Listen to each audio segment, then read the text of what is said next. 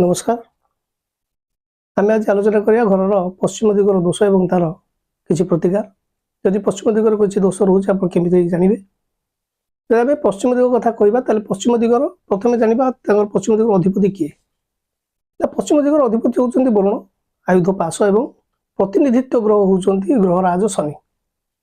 तेणु पश्चिम दिगर आदि आम किसी आलोचना करवा पश्चिम दिगर कालपुरुषर पेट गुप्तांग एवं यौनांग विषय आम आलोचना करें कालपुरुषर कथा कह पश्चिम दिगर। तेणु घर मुख्य द्वार जदि आपंकर पश्चिम दिग को होता है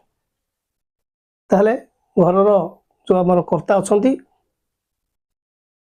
से कि प्रकार फल मिल ता विषय में आज आलोचना करवा। तेणु गृहर जो मालिक अच्छा गृहर स्वामी पश्चिम दिग को जदि मुख्य द्वार करें तेबे गृहस्वामी रोजगार मांदा आसी जाए एवं ता सहित रोग भी ग्रास करें। रोग किपर रोग ना गृहर स्वामी गुप्तांग रोग सृष्टि हुए एवं धनहानि कराए।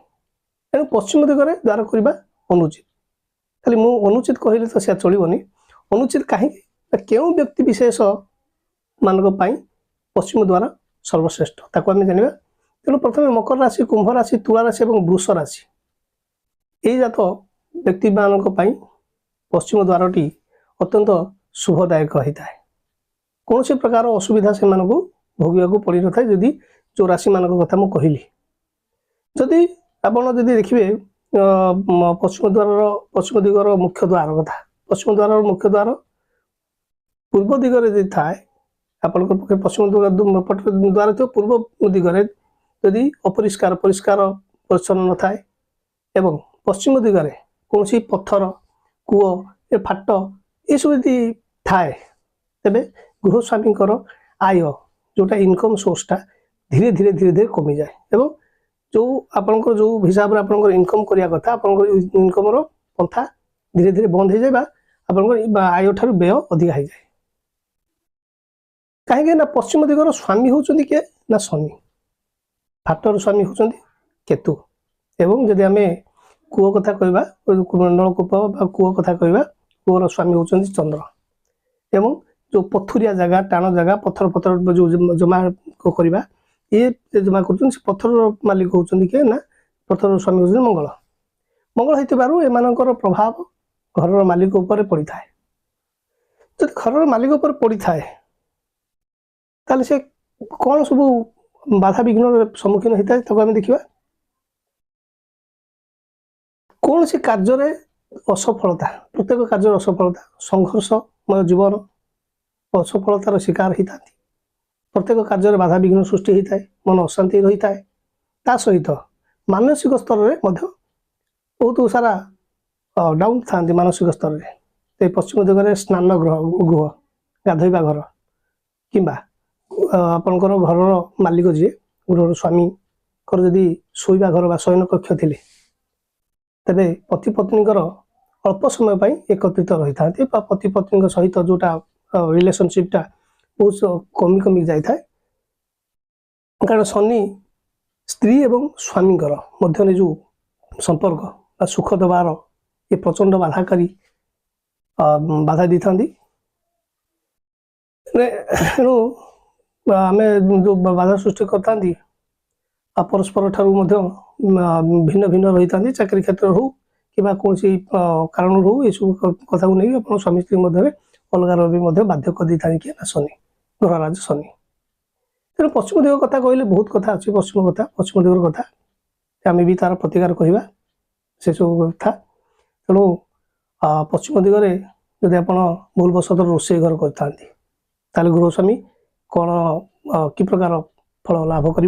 देखा। यदि गृहस्वामी जिते प्रकार धन रोजगार कर धन थाऊ मात्र से धन को भोग कर धन को जो हिसाब से जो इनकम जो टंका पैसा जो थाए तो ठीक ठीक वे इनवेस्ट करपारती ना। घर द्वार यदि छोट होता है तेरे कहार प्रभाव पड़ो द्वार जदि छोट होता है केतुंर प्रभाव पड़ो गृहकर्ता एवं से नुहे गृहकर्ता उज्जवल भविष्य बाधा प्राप्त करें। कौन से आपंकर इंटरव्यू जहाँ भी किसी आप भविष्य प्लानिंग को लेकिन किसी से प्लानिंग आपको असफलता कर दे था जदि घर स्थली गृहर स्थली बारंडा घर पश्चिम भाग जदि आपंकर नीच होता है तेरे गृहस्वामी कि प्रकार फल पाई था देखा दी तेरे गृहकर्ता अपजस एवं धनहानि होता है कौन जगह जश कीर्ति पाई न था तेणु पश्चिम ठारू पूर्व पटे खाली स्थान कम थिले तेरे पुत्र संतान हानि कराए पुत्र संतान देवार बहुत विलंब कराए पुत्र संतान हानि करें ये प्रति आप ध्यान दिंतु तेणु आउ जदि पश्चिम कथा कहवा पश्चिम दिगर घर कुड़िया इत्यादि मेजिया मुख्य वास्तु ठारू आप घर मेजिया बाहर कर मेजिया मेजिया आपंकर मुख्य वास्तु ठारू नीच थाए ताहा भी आपंकर जश एवं अर्थहानि मूल कारण होता है यही सब दिग प्रति यही सब प्रोब्लेम आप जहाँ भी किसी प्रोब्लेम हो सब ध्यान दिंतु एवं ये दिगर द्वार दक्षिण पश्चिम अभिमुखी हेले दीर्घस्थायी रोग होता है रोग आपंकर भल हबार प्रश्न उठे ना एवं असामयिक मृत्यु अचानक मृत्यु कारण होता है ता सहित आपन को आर्थिक क्षति करे कौन सी किसी कथा तो हठात कौन सी रोग हो पैसा पत्र खर्चांत कर पकेब यही द्वार वायु कोण को मुह थे आपंकर जब वायु कोण से दिगरे मुह थाए अदालत माली मकदमा ता सहित आप धन हानि भी करें अजथार आपंकर पैसा पत्र आपको नष्ट कर पकड़ था तेणु पश्चिम पटर जमी मुख्य वास्तु ठारू नीच होते धनहानि एवं असुस्थता